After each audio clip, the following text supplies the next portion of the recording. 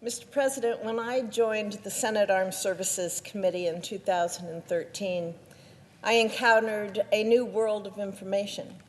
Along with that information came a new world of security measures. As a member of that committee, I reviewed document after document, apprising me of critical national security developments. I also received strict orders not to share the classified information that I encounter. The American people expect senators tasked with this solemn duty to take our responsibility seriously. Let me illustrate just how restrictive the rules are around these classified documents. When I receive classified information, I have to go to a secured place, known as a SCIF, to read the documents. There, a security manager and often a Capitol police officer will perform checks when I enter and when I exit. My background on armed services is one of the many reasons that I am shocked at the news that classified documents dating back to President Biden's time in the Senate were found sitting haphazardly in his garage this month. The president's personal attorney confirmed that some of those documents came from the Senate, and they've apparently been collecting dust next to the president's Corvette for years. It's also concerning that the president's documents were found in the first place by personal lawyers without the necessary clearances to view those classified materials. We've all learned recently that the executive branch has issues regulating documents. I have refrained from commenting on that issue because I've never been a part of that branch of our government, and so I cannot speak to their regulations. But in the Senate, we have strict protocols that protect classified information. Based on the rigorous security standards of the Senate, it's important that we now ask hard questions.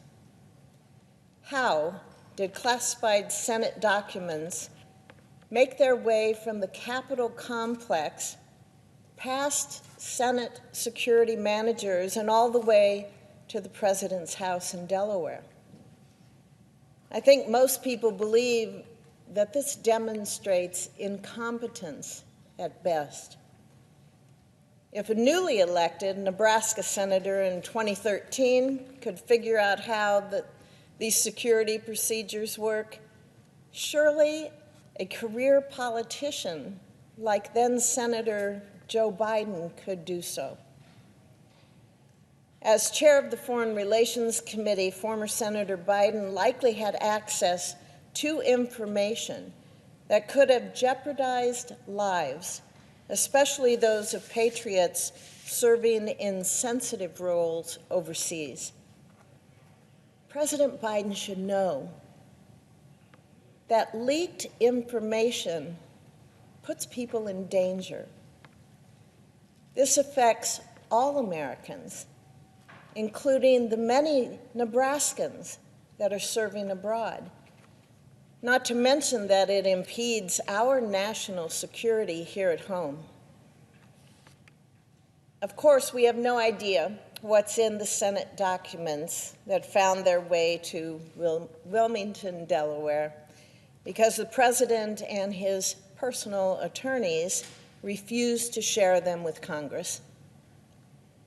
The Biden administration argues that it cannot brief us on the mishandled documents because of the ongoing special counsel investigation.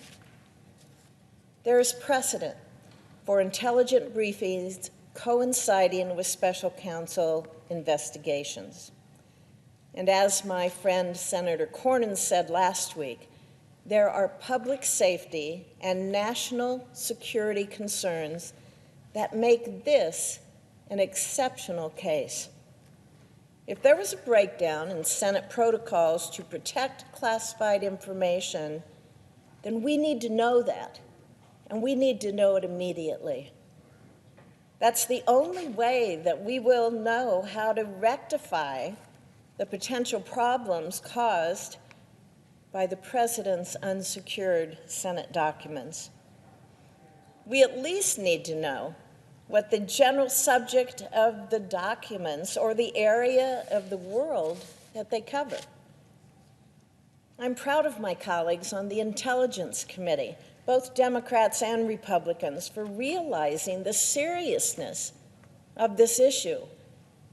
I hope that we can continue to set aside partisan politics and that we can uncover the truth in this matter. President Biden's comment on his handling of documents a couple weeks ago was that he has no regrets. Well, let me tell you, Mr. President, if a sitting senator was found to have mishandled classified information, it would be more than just regrettable. It would call into question his or her capacity to serve in this chamber, and it would be a slap in the face to the hardworking men and women of the Intelligence Committee. By the time we uncover the truth about these documents, I hope that the President will have learned to regret his bad decision. Thank you, Mr. President. I yield the floor.